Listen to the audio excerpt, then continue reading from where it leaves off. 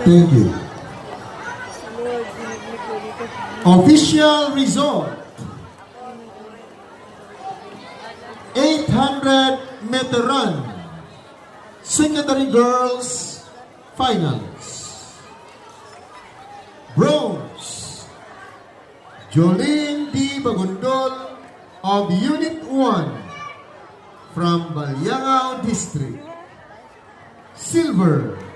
Melody T. Soronio from Unit 3, Aluran District. Gold. Cheryl J. Akat of Unit 4 from Clarin District. Congratulations.